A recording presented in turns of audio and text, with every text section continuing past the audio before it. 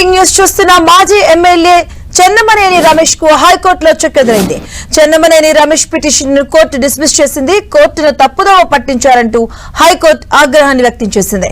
30 లక్షల రూపాయల జరిమానా విధించిన కోర్టు ఆది శ్రీనివాస్ కు 25 లక్షలు చెల్లించాలని ఆదేశించింది.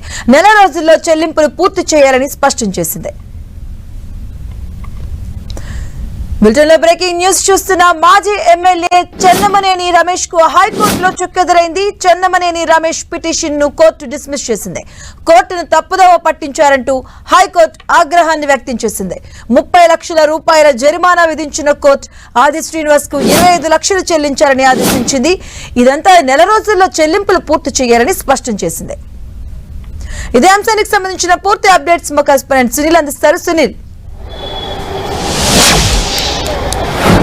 వేములవాడ బీఆర్ఎస్ మాజీ ఎమ్మెల్యే చెన్నమనేని రమేష్ కి ఎట్టకేలకు తెలంగాణ హైకోర్టులో చుక్కెదురని చెప్పవచ్చు. దాదాపు 15 ఏళ్ల పాటు సుదీర్ఘంగా సాగినటువంటి వాదనలో Telangana high court justice Vijaysen Reddy bench ఈరోజు తుది తీర్పు ప్రకటించింది.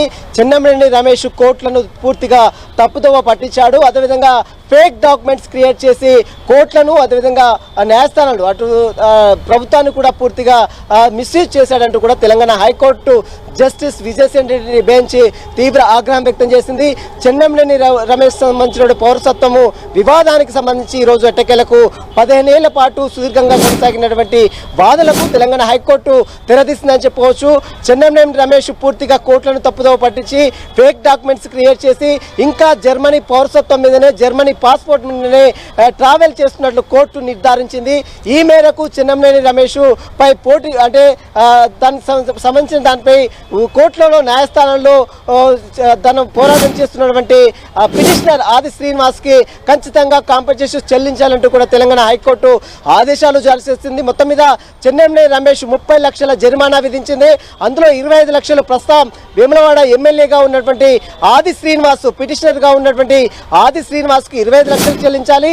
మరోవైపు తెలంగాణ లీగల్ సెల్ అథారిటీకి 5 లక్షలు చెల్లించాలి. ఈ చెల్లింపులు మొత్తం కూడా పూర్తిగా నెల రోజుల్లోపు కంప్లీట్ చేయాలంటూ కూడా జస్టిస్ విజయసేన్ రెడ్డి బెంచ్ ఆదేశాలు జారీ చేస్తూ తుది తీర్పును కూడా ప్రకటించింది. మొత్తం ఈ యొక్క తీర్పు ఎంటైర్ భారతదేశంలోనే ఒక ఆదర్శవంతంగా తీర్చిదిద్దే అవకాశం ఉంది.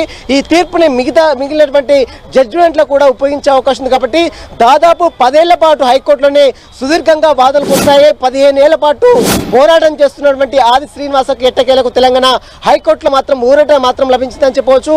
అయితే నెల రోజుల పాటు ఈ యొక్క పిటిషన్ వెంటనే అమలు చేసే దిశగా చర్యలు తీసుకోవాలి, అమలు చేయొద్దు అంటూ దీనిపై మేము అప్పీల్కి వెళ్తాము అంటూ కూడా అటు పిటిషనర్స్ అటు చెన్నమనేని రమేష్ తరపు న్యాయవాదులు కోర్టు దృష్టికి తీసుకురావడం జరిగింది. కానీ కోర్టు మాత్రము అప్పీల్కి టైం ఇచ్చింది. కానీ నెల రోజుల ఒకవేళ కాకపోతే నెల రోజుల ఈ ప్రాసెస్ ఈ చెల్లింపులు మొత్తం కూడా పూర్తిగా కంప్లీట్ చేయాలంటూ కూడా ఈరోజు జస్టిస్ విజయసేన్ రెడ్డి బెంచ్ తుది తీర్పు కూడా ప్రకటించడం జరిగింది. మొత్తం మీద చెన్నమనేని రమేష్ కు మాత్రం తెలంగాణ హైకోర్టులో చుక్కెదురని చెప్పవచ్చు. అతను మొత్తం కూడా అటు ప్రభుత్వాన్ని రాష్ట్ర ప్రభుత్వాన్ని అదేవిధంగా కేంద్ర ప్రభుత్వాన్ని అదేవిధంగా జర్మనీ పాస్పోర్ట్ ఇంకా జర్మనీ పౌరసత్వం మీదనే ఇంకా అతను ఉన్నట్లు కోర్టు నిర్ధారించింది. ఇక పౌరసత్వం సంబంధించిన వివాదానికి సంబంధించి కేంద్ర ప్రభుత్వం చర్యలు తీసుకోవాలి. ఈ పౌరసత్వం ఇంకా అతను కలిగి ఉన్నాడా, జర్మనీ పౌరసత్వం ఏ విధంగా ఉందనేది మాత్రం సెంట్రల్ అంటే కేంద్ర ప్రభుత్వం అయితే ఒక నిర్ణయం తీసుకోవాలంటూ కూడా తెలంగాణ హైకోర్టు ఆదేశాలు జారీ చేస్తూ ఒక తుది తీర్పును కూడా ప్రకటించింది.